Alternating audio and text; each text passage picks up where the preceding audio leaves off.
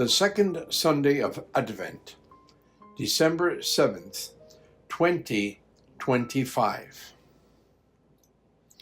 Today our world is taking time to remember the Day of Infamy, when 84 years ago the Second World War began in the Pacific with the destruction of Pearl Harbor.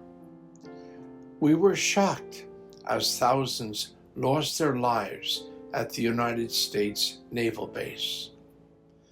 What would follow was more death and destruction. Things would never be the same, and we are probably familiar with families whose members died in the following years. Today, in our world, war and destruction continue. It is difficult for us to find a single place on our planet where peace prevails. We desperately need to find a solution. Peace can be found only in Jesus Christ. We, his disciples, are designated peacemakers. The Beatitudes of Jesus teaches us that is who we are, and we remember no one wins a war. Our church, living this Advent season, is searching earnestly for peace. Pope Leo, in his first pilgrimage to Turkey and Lebanon, is traveling as an apostle of peace. As Isaiah wrote centuries before Jesus, he referred to the Spirit of the Lord resting upon the one to come, the saving Messiah. What a beautiful image he offers as he speaks of the Messianic age. How many images he offers of natural foes becoming one together, and concludes by saying, "There shall be no harm or ruin on my holy mountain." The earth, we are told, shall be filled with knowledge of the Lord.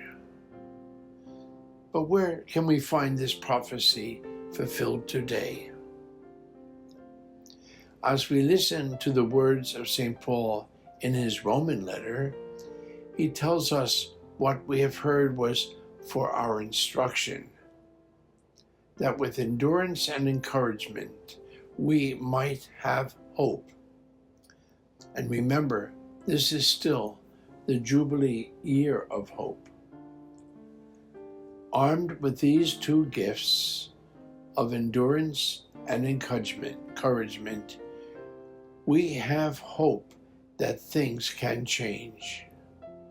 But it begins with each one of us.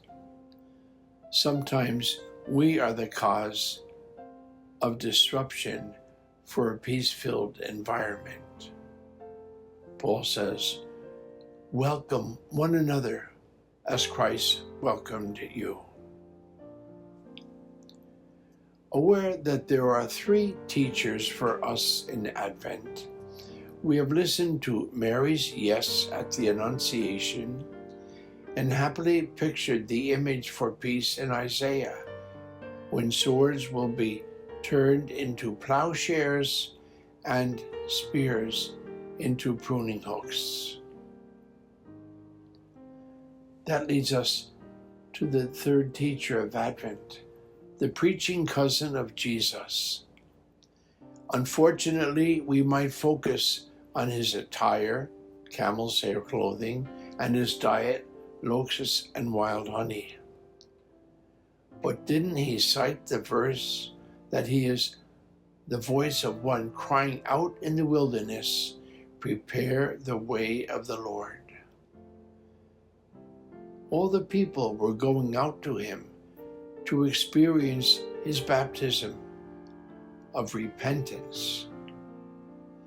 Why were they able to admit their sinfulness and need for forgiveness? but it was the voice, not the TV program, that called them. That voice is calling out to us today as we need the peace of Jesus' forgiveness so that we may bring it to others. We need to stop kidding ourselves that everything is right and well. May we admit to our faults and sins and go out to find the remedy the Church offers, the sacrament of reconciliation. It is easy for us to see where others are at fault or wrong. The Advent message today is for us to seek forgiveness, admit to our sinfulness, and then become an agent for peace. God bless you.